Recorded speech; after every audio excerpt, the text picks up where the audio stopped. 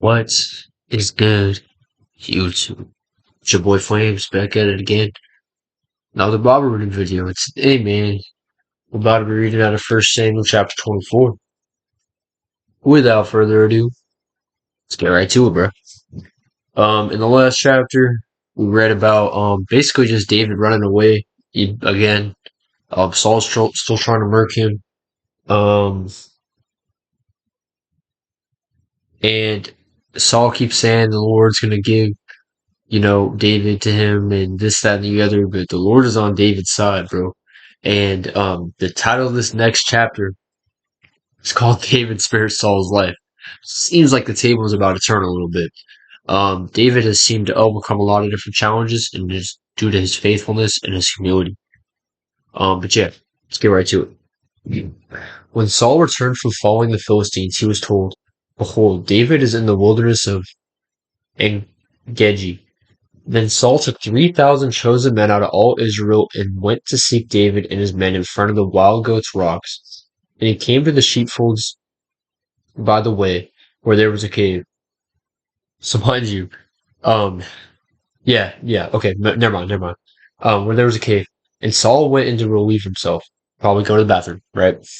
Now David and his men were sitting in the innermost parts of the cave.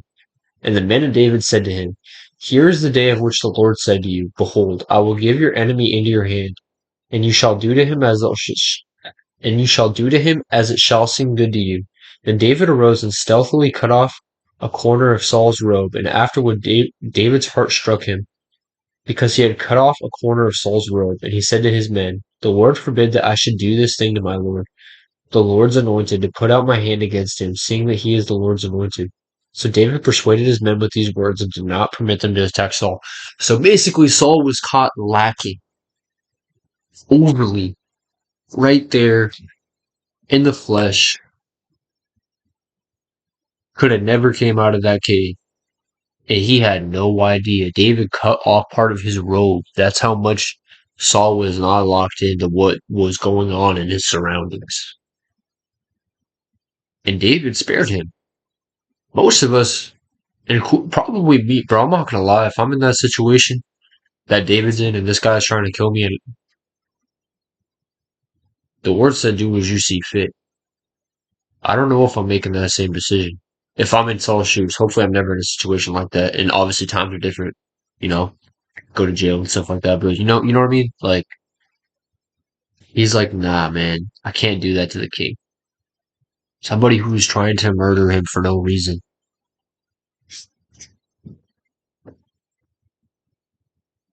He said to his men, "The Lord forbid that I should do this thing to my Lord, the Lord's anointed, to put out my hand against him, seeing he is the Lord's anointed." So David persuaded his men with these words and did not permit them to attack Saul. And Saul rose up and left the cave and went on his way. Afterward, David also arose and went out of the cave and called after Saul, "My lord the king." And when Saul looked behind him, David bowed with his face to the earth and paid homage. And David said to Saul, "Why do you listen to the words of men who say, Behold, David seeks your harm? Behold, this day your eyes have seen how the Lord..." Wait, hold on. Wow. What humility. Like, that is so honorable. Like, wow. He bows his head to the ground to the person who wants to kill him, who has been actively trying to murder him. He bows his face to the dirt. He bows his face to the dirt. How?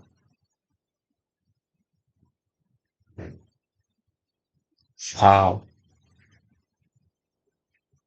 So then, basically, what David's saying here is, "Behold, why do you listen to the words of men who say, Behold, David seeks your harm?" And he's probably going to show him the cloth. I bet. I don't know. "Behold, this day your eyes have seen how the Lord gave you today my hand in the cave, and some told me to kill you, but I spared you. I said, I will not put out my hand against my Lord, for he is the Lord's anointed. See, my father, see the corner of your robe in my hand." So he's saying, look, if I wanted to kill you so bad, look, here's the corner piece of your robe. I could have killed you right then and there, and I didn't. Face bowed to the dirt, bro.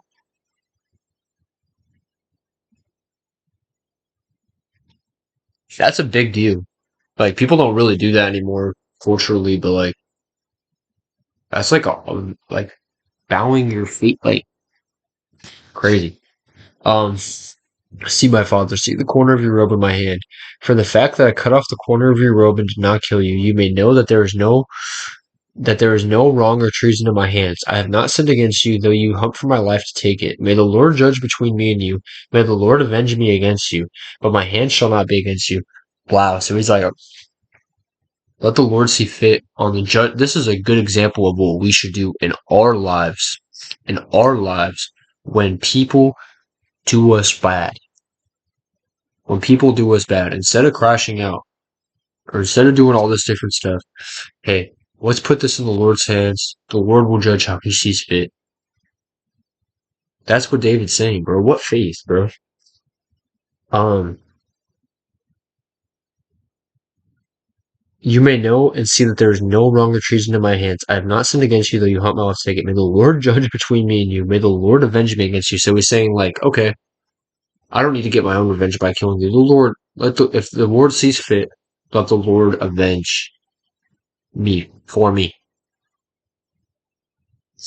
right? Um, okay, but my hand shall not be against you. So yeah, this ties into what I just said. Okay. After whom has the king of Israel come out? After a dead dog? After a flea? So he's like, what are you coming after someone like me for? Spending all this time and energy for? For someone like me? So humble, bro. May the Lord therefore be judge and give sentence between me and you, to see it and plead my cause and deliver me from your hand. As soon as David had finished speaking these words to Saul, Saul said, is this your voice, my son David? And Saul lifted up his voice and wept. Yeah, I mean, what else can you do, bro? That's crazy, man. Um, he said to David, you are more righteous than I, for I have repaid me good, whereas I have repaid you evil. And you have declared this day have you have dealt well with me, in that you did not kill me when the Lord put me into your hands. Wow. For if a man finds his enemy, will he let him go away safe? So may the Lord reward you with good for what you have done to me this day. Saul was still blessed as king over Israel, right? And he messed up. But now this is great. This is character development right here.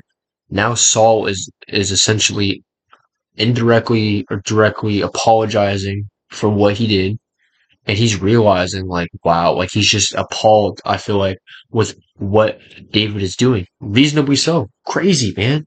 Crazy. Um okay, and now behold, I know that you shall surely okay, so may the Lord reward you with good for what you have done to me this day. And now behold, I know that you shall surely be king, that the kingdom of Israel shall be established in your hand. Swear to me therefore by the Lord that you will not cut off my offspring after me, and that you will not destroy my name out of my father's house. And David swore this to Saul.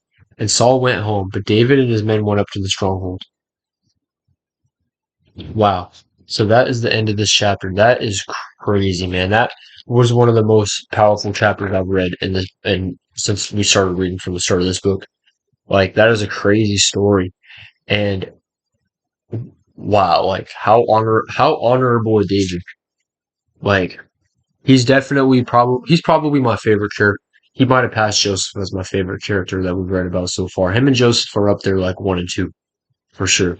Um, but yeah, I really appreciate y'all for watching. Thank y'all so much, and God bless you. Appreciate you for tuning in, and I'm gonna catch y'all tomorrow. Peace.